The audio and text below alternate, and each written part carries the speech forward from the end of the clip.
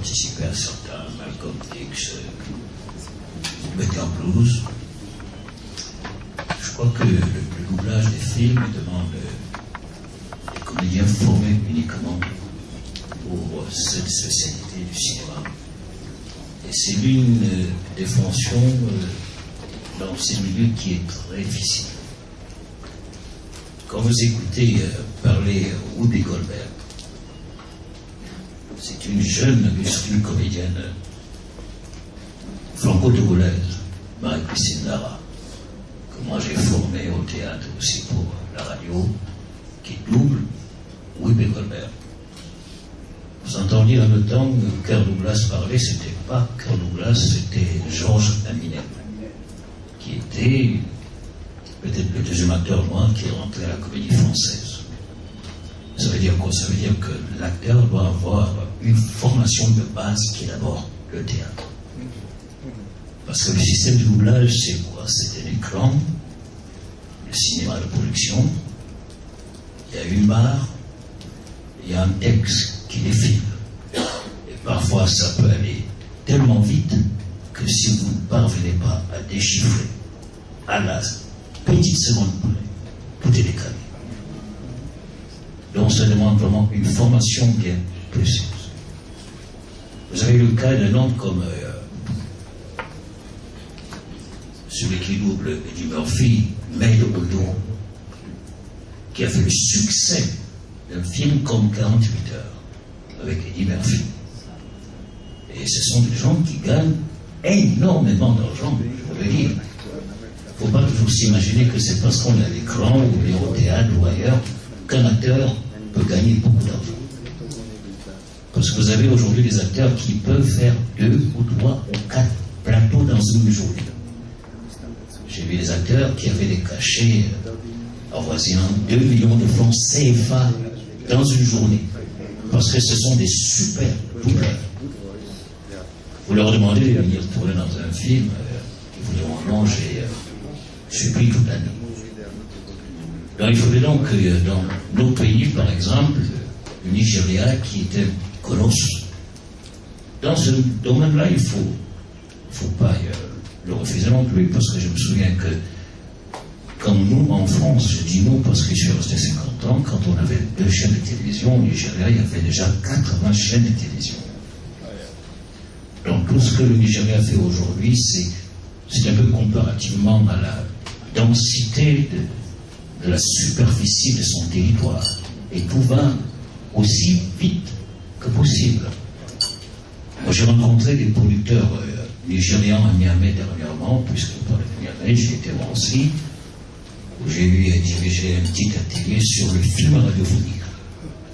Parce que ça aussi, c'est une très belle expérience. J'ai collaboré pendant très longtemps avec Pierre Biard qui faisait Mystère. C'était du cinéma, mais sans images. On peut aussi former dans nos pays, le Cameroun par exemple, où il n'y a presque pas de salle de cinéma, des réalisateurs des films radiophoniques, à moindre coût, mais à condition que les responsables politiques à tous les niveaux acceptent de donner, de créer des infrastructures pour que ces jeunes puissent au moins s'exprimer. Le doublage, si je reviens aujourd'hui, c'est très coûteux. D'abord, le matériel est très très cher. Quand vous arrivez à Saint-Denis, qui est devenu notre nouveau Hollywood dans la banlieue parisienne, ce sont les frères Amar, les Tunisiens, qui ont acheté presque tous les plateaux de doublage, et vous ne pouvez pas y accéder si vous n'avez pas vraiment un cursus, quelque chose de très très fort pour le faire. Et cela demande donc quoi? C'est-à-dire la formation de nos acteurs. Si nos acteurs ne sont pas formés, comme c'est le cas maintenant au Bénin, au Sénégal, au Burkina Faso, nous aurons toujours un cinéma toujours un peu marginalisé par rapport à d'autres.